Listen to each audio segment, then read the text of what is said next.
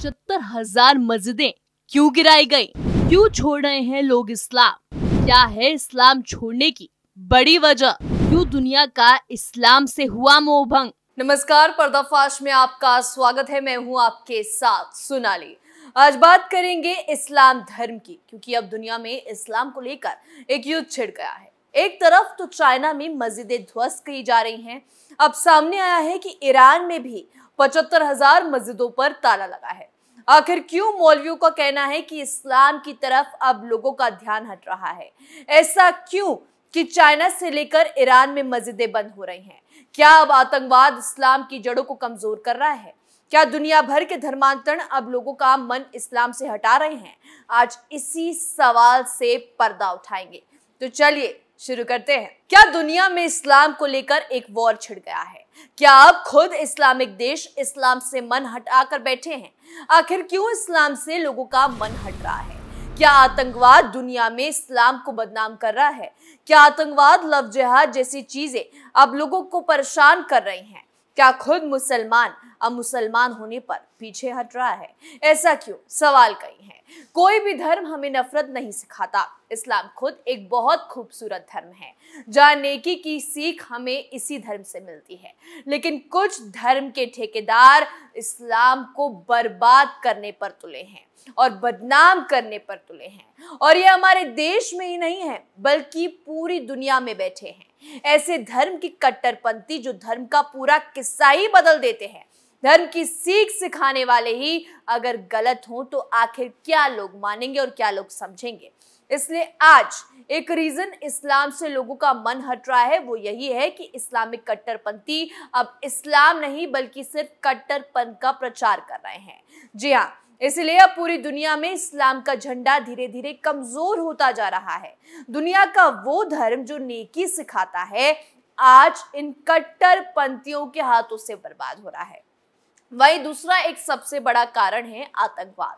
अब आतंकवाद भी एक बहुत बड़ा रीजन है कि दुनिया में इस्लाम और आतंकवाद को जोड़ा जा रहा है।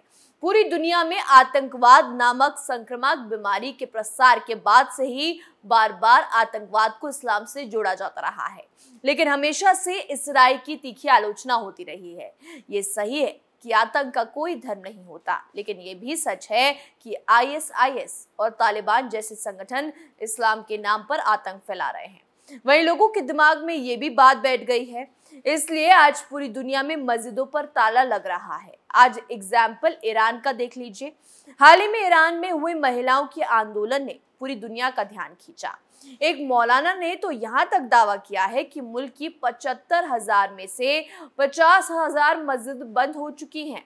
ईरान में हाल ही में हिजाब और बुर्का के खिलाफ लाखों महिलाएं सड़क पर उतरी। अब मौलाना मोहम्मद अबुल कासिम दौलाबी ने मुल्क में मस्जिदों के बंद होने पर चिंता जाहिर की थी। ये सब तब हुआ जब ईरान एक इस्लामिक मुल्क है। जिस मौलाना ने ये जानकारी दी वो ईरान के राष्ट्रपति इब्राहिम रईसी की सरकार और मुल्क के मौलानाओं के बीच सेतु का काम करते हैं। उन्होंने 1 जून 2023 को कहा कि नमाजियों की संख्या भी कम होती जा रही है। उन्होंने कहा कि इस मुल्क का निर्माण इस्लाम के इर्द गिर्द हुआ है, ऐसे में इसके लिए नमाज पढ़ने वाले और मस्जिदों की सदस्यता लेने वालों की संख्या कम होता बहुत बड़ी चिंता का विषय होना चाहिए। दौलाबी विशेषज्ञों की एक समिति के भी सदस्य हैं। यही वो समिति है जो ईरान के सुप्रीम लीडर का चुनाव करती है। उन्होंने कहा कि ईरान के समाज में मजहब के प्रति कम होती रुचि के कारण मस्जिद बंद हो रहे हैं। उन्होंने मजहबी शिक्षाओं को लेकर फैले मिथक के साथ साथ लोगों को समृद्धि से वंचित करके मजहब के नाम पर गरीब बनाए जाने को इसके लिए जिम्मेदार ठहराया। उन्होंने कहा कि मजहब के नाम पर लोगों को अपमानित भी किया जा रहा है।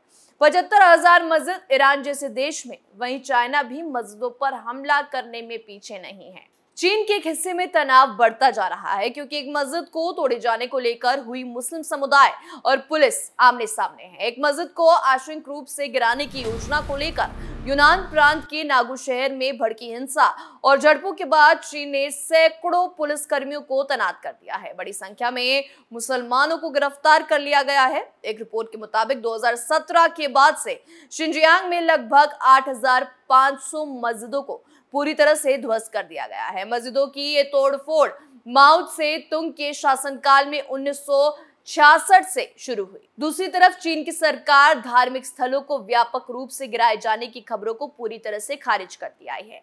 चीनी सरकार का कहना है कि वो मस्जिदों की सुरक्षा और मरम्मत को महत्व देती है। चीनी अधिकारियों ने ऑस्ट्रेलियन स्ट्रेटेजिक पॉलिसी इंस्टीट्यूट पर चीन को बदनाम करने की कोशिश करने का आरोप लगाया। चीन का यह कहना है कि ये संस्था संयुक्त राज्य अमेरिका के वित्तीय पोषण से चलती है और पक्षपात करती है। संस्थान इस दावे को खारिज करता है। उसका कहना है कि शोध उसके फंडर से पूरी तरह से स्वतंत्र है। एक रिपोर्ट के मुताबिक चीनी अधिकारियों ने शिनजियांग के अंदर आवाजाही पर कड़े नियंत्रण रखे हैं। वही एक और रिपोर्ट के मुताबिक ये भी बात सामने आई है कि चीन के शिनजियांग में इमाम आसिम दरगाह एक बड़ी दरगाह थी। 2015 तक यहाँ पर उइगर मुइजिन नमाज पढ़ते थे।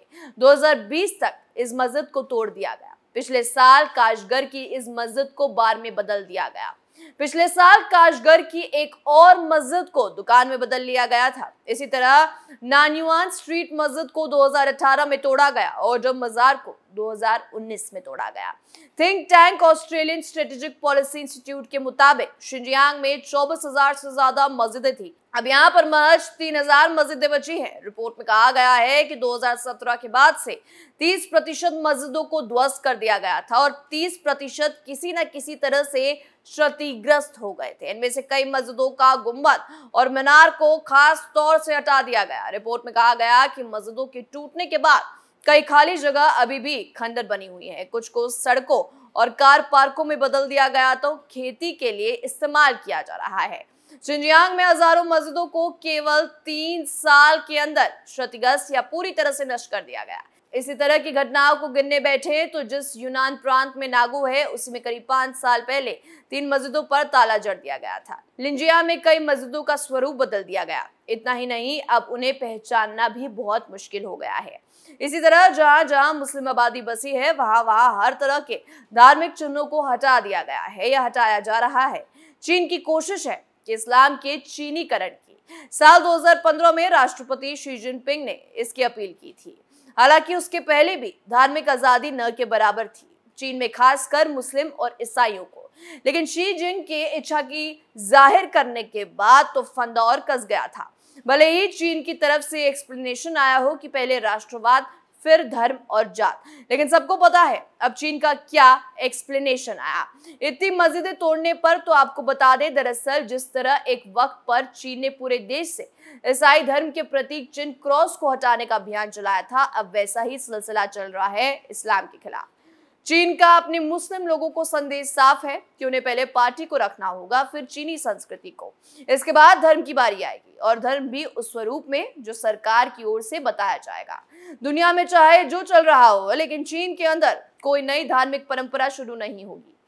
अतीत में जो परंपराएं आ गई उन्हीं पर चलना होगा लोगों को। इन कार्रवाई के साथ चीन ये भी कोशिश कर रहा है कि बातें बाहर ना आए। फिर भी कुछ लोग हैं जो किसी तरह से सच सामने लाने की हिम्मत दिखाते रहे हैं।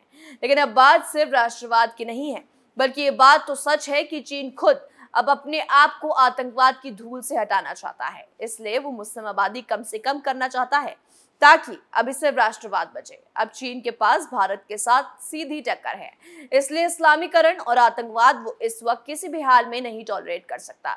वहीं चीन और ईरान ही नहीं बल्कि ऐसे कई देश हैं जो अब मुस्लिम आबादी को टारगेट कर रहे हैं या मस्जिदों को, ताकि इस्लाम का बोलबाला कम होता जाए और इस्लाम के नाम पर जो आतंक फैल रहा है उनसे भी पीछा छुड़ाया जाए। अब तो ईरान के मौलवियों का भी यही मानना है कि आतंक की वजह से इस्लाम से ही लोग कन्नी काट रहे हैं। अगर मुस्लिम कट्टरपंथ की जड़ें ऐसी ही फैलती गई तो ये धर्म की एक लड़ाई बन जाएगी। सिर्फ कुछ कट्टरपंथियों की वजह से पूरे इस्लाम को इसकी कीमत चुकानी पड़ रही है, क्योंकि हम बार बार बोलते हैं धर्म कभी बैर नहीं सिखाता, न ही इस्लाम सिखाता है। फिर भी कट्टरपंथियों की वजह से आज दुनिया में इस बात का हल्ला हो गया है। पर्दाफाश में आज के लिए इतना ही। देखते रहिए कैपिटल टीवी उत्तर प्रदेश। नमस्कार।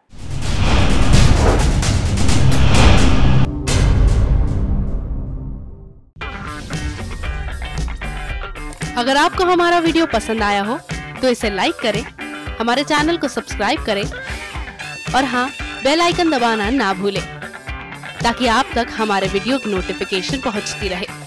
आप अपना सुझाव हमें कमेंट बॉक्स में दे सकते हैं। हमारे साथ जुड़ने के लिए शुक्रिया।